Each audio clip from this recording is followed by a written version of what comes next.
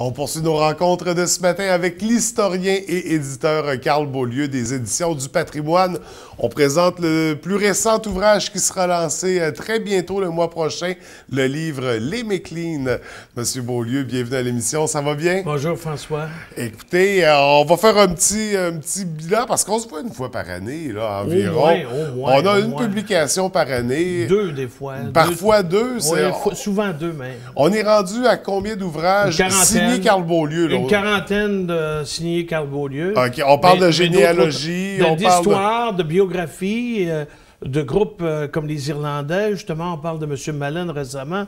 On va mettre les pendules à l'heure de ce côté-là. Oui. Parce que M. Mullen est un grand philanthrope.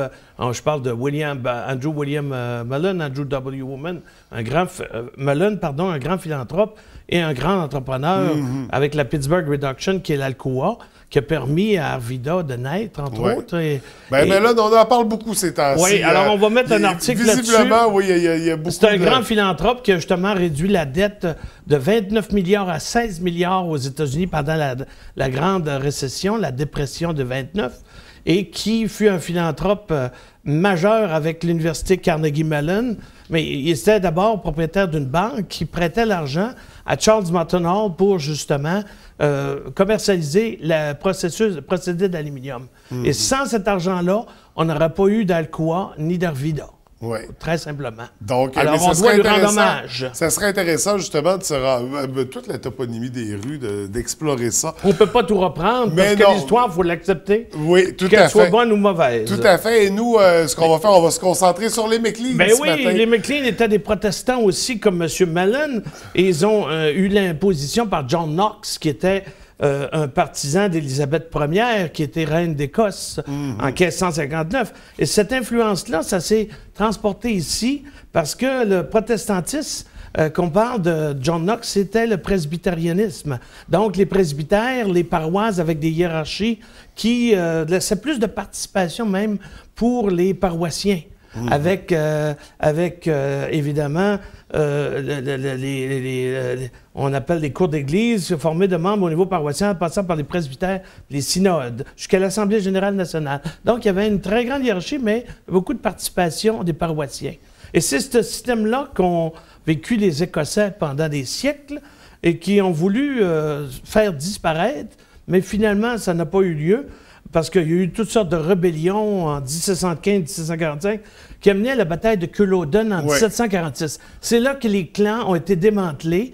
Alors, avec le kilt, la suppression des kilts, qui était l'autorité des chefs. Et là, on est en 1746, on n'est pas dans la région. On s'en vient dans la région. Confiscation de tous les armes à feu, construction de routes dans la région. Alors là, c'est un peu avant la conquête anglaise. Alors l'Angleterre lève des régiments écossais, se sert des Écossais, parce que c'est l'Angleterre qui a uni l'Écosse en 1706, en 1707, et c'est les Écossais qui ont refusé de se faire intégrer à l'Angleterre pendant les rébellions jusqu'en 1746. Alors là, on arrive avec l'enrôlement des régiments écossais notamment, qui sont de la vallée des Highlands, des montagnards, et ces gens-là ont émigré, aussi des Lowlands, ont émigré ici au Canada pour justement obtenir des terres, parce qu'ils avaient tout à perdre, tout à gagner et tout à perdre aussi. Alors, ils ont tout simplement joué le jeu avec les Anglais pour venir s'établir ici avec l'obtention de terres. Ça, c'est le régime au niveau des régiments écossais. Et là, quand on dit ici, on est au Québec. On est au Québec, on est au Canada, puis Port-Royal, l'Acadie, a été concédé à Sir William Alexander, qui, lui, a créé l'Acadie, mais aussi la Nouvelle-Écosse. Il y avait tout le territoire de l'Acadie et de la Nouvelle-Écosse. Parce que l'Acadie, c'est une partie de la Nouvelle-Écosse. Il ne faut pas oublier ça. Alors, on arrive ici, à la Malbaie, avec les Nairn et Fraser, qui sont des anciens militaires de régiment. Et ils ont eu des seigneuries, dont les seigneuries qui ont été concédées par James Murray à la Malbaie, autour de la Malbaie, incluant. Alors, c'est là qu'on retrouve des McNichol, des McLaren, des Warren, des Donaldson. Mais les McLean ne sont pas là-dedans. Parce que les McLean sont venus par la filiation maritime. Donc, ils étaient des navigateurs. Des navigateurs, il n'y avait pas de terre, les navigateurs. Alors, c'est eux qui sont constitués des terres eux-mêmes, sans l'aide de l'Angleterre. Alors, c'était souvent des catholiques. On présume que c'était des catholiques qui sont venus avec des Irlandais. Justement, les Lee, la famille Lee, qui étaient des marchands import-export à Québec. Alors, ces lits-là sont venus à Baie-Saint-Paul et les McLean les ont suivis. Donc, Archibald McLean, navigateur, est l'ancêtre de près de tous les McLean de la région. Et à partir de Baie-Saint-Paul, c'est là qu'ils sont venus s'établir en région. Il y a son fils, qui est navigateur, l'aîné, Achille, qu'on va rendre hommage particulièrement. C'est son 200e anniversaire de naissance cette année. Et c'est lui qui a amené une des goélettes des 21 en 1838. Donc, débarqué à Grande-Bay le 11 juin 1938 pour amener des membres de la Société des 21, dont 2 Écossais figuraient, David Blackburn et Ignace Murray. Alors, on a des Écossais après ça partout qui viennent dans la région, comme Peter McLeod Junior. Donc, si je comprends bien, Chicoutimi. Les McLean font partie des bâtisseurs de la région. Définitif, parce que c'est des navigateurs, puis ils étaient aussi commerçants de bois. Puis comme si Peter McLean, Peter McLean, l'hôtel McLean qu'on voit sur la carte postale là-bas, la photo. Qui avait ici à Bagotville. Ça a été 44 ans à Bagotville, où est le parc McLean. Et il y avait 120 chambres et il y avait 2 pourvoiries, Lac-Girard, Rivière-à-Mars, qui accueillaient des gens internationaux, américains, européens. Absolument. Et malheureusement, elle a été incendiée en 1924. Mais il y a aussi à Port-Alfred d'autres McLean qui sont issus d'un autre navigateur, un frère d'Achille, celui qui a piloté les 21, Thomas. Alors, des descendants de David McLean, qui était ouvrier à la console à l'époque, et toute sa famille est là. Et le père de ce David-là était commandant aussi d'un bateau, le SS Beamer, de B.R. Scott, justement, qui est notre maîtrise sur les Écossais, dont on a retenu avec l'Alliance écossaise au Québec, les 2 livres que vous voyez. Oui, donc on va le voir dans quelques instants. Un chose du Conseil québécois du Chardon de distinction en 2002, en présence du général de Chastelet, ancien commandant des Forces armées canadiennes, et celui qui a rétabli comme président de la commission de démantèlement en Irlande du Nord, l'accord qu'on appelle du vendredi sec. Alors, ces McLean-là, on en retrouve d'autres à la baie. On a Robert McLean, un fils de Edmure, de la famille justement de l'hôtel Peter, de l'hôtelier Peter. C'est un fils un petit-fils de Peter, Robert. C'est lui qui a créé les voies de la baie, qui vont être là pour assurer le lancement, d'abord avec la messe commémorative, qui a lieu là à 5 heures, il faut le dire, le 1er juin, vendredi. Est-ce que c'est à lui qu'on doit le McLean de l'auditorium McLean à l'école secondaire des Grandes-Marais? Oui, c'est un grand musicien qui avait uni l'harmonie, la fanfare de Port-Alfred et l'orchestre de Bagotville pour présenter le pageant lors du centenaire de la région en 1938 à Grande-Bay. Alors, c'est ce Robert McLean-là qui fait partie du livre, ainsi que d'autres McLean.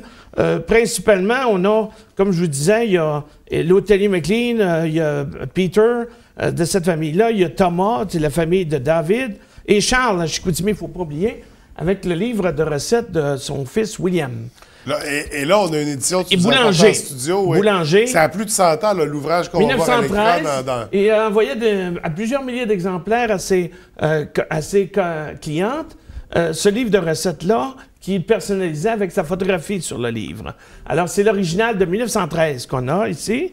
Alors, des recettes du début du 20e siècle. Alors, c'est ça. Puis les McLean ne sont pas les seuls. Au Canada, il y a 4,7 millions d'Écossais en 2011. Et on a évidemment les Murdoch à Chicoutimi, ensuite Arvida, les Ross, Simon Ross. Et au Lac-Saint-Jean, on a évidemment les Donaldson, les Lindsay, les Robertson puis les Spence, qui sont des protestants commerçants de fourrure, qui sont arrivés avec le commerce des fourrures. Alors, vous voyez qu'il y a des gens qui sont arrivés à la filière maritime, la filière commerce de fourrure, la filière aussi commerce de bois. Et on a Alphonse Riverain, justement, qui descend des Blackburn, son arrière-grand-mère, président fondateur de l'Université du Québec, du réseau de l'UQ. Oui. Donc, on a un congrès actuellement à l'UQAC. Et ce sera le prochain livre qu'on vous présentera pour le 15 juin. Le 15 juin. En attendant, l'Université du Québec, 50 ans. Pour le moment, c'est les McLean. Là c'est ça, on va remettre de l'ordre dans tout ça parce que là... Alors, c'est la cérémonie commémorative à 17h le 1er juin. Ici, à l'église Saint-Alexis de Grande-Bay. Tous les McLean sont invités, mais tous les autres Écossais, dont les Blackburn, dont les Murdoch, dont les McNichol, parce que c'est une fête des Écossais. Alors, je peux vous dire qu'on va être habillé en circonstance et il y aura un joueur, un cornemuseur qui va jouer pendant la cérémonie. Et les Voix de la Baie, sous la direction d'Hélène McLean, fille de Robert McLean, qui a fondé les Voix de la Baie, va donner des prestations avec 2 autres chorales, l'église Saint-Alexis, l'église Saint-Alphonse. Alors, c'est une cérémonie haute en couleurs qui sera sous la direction de l'abbé Jean Brassard, qui va parler d'immigration, justement, du phénomène, de l'importance de l'immigration au niveau de la main-d'œuvre, au niveau de l'ouverture, au niveau de la place que l'immigration a dans notre société. Donc ça a lieu le 1er juin. À 17h, à 17h, à c'est la l'église messe. Saint-Alexis, c'est gratuit. Oui. On se présente là, un peu avant, pour voir l'entrée du cornemuseur. Et à 18h, on se transporte au musée du Fjord. On remercie Mme Guylaine Simard, entre autres, qui a gracieusement offert les lieux pour lancer le livre « Les McLean, figure marquant de la navigation, du commerce, du tourisme et de la musique ». Alors, c'est à 18h. Le livre coûte 30 $. Il y aura un cocktail et une allocution. Et moi-même, je ferai une allocution dans l'église pour présenter les Écossais, comme je viens un peu de le faire, qui va être peut-être plus court un peu, mais à peu près de cette ampleur-là. Alors, les Écossais au Canada, c'est quand même 4,7 millions. Au Québec, 202 000 qui ont des origines écossaises à deuxième, troisième génération. Et famille qui fait partie des bâtisseurs, des fondateurs de la région. Alors, on nous demande de réserver tout simplement ed.patrimoine@belnet.ca ou 698-4554 dans le 418. C'est gratuit, mais on demande de réserver pour tout simplement confirmer sa participation à ce grand événement haut en couleur qui aura lieu, comme je dis, le 1er juin, vendredi, à 17h, avec la messe commémorative et le lancement dans le musée du Fjord. Donc, l'invitation est lancée pour ce livre, Les McLean. Et le prochain, ça va être l'Université du Québec à Chicoutimi, un demi-siècle de haut savoir en région. Justement, dans le cadre de l'ACFOS, on parle de ça. C'est le 50e en mars 2019 de l'Université du Québec. Comme c'est mon alma mater, je croyais d'un devoir et d'un insigne comme historien de présenter le vrai développement de l'université, les religieux qui ont arrimé tous les programmes avec les laïcs pour créer ce qu'on a aujourd'hui. Une université accessible, de qualité et en région, qui a une plateforme internationale. Tout à fait. Ça, c'est le 15 juin. Ça sera à découvrir. Mais on se concentre sur les McLean pour l'instant. Monsieur Beaulieu, merci beaucoup. Au plaisir de se revoir le 1er juin. Merci, François.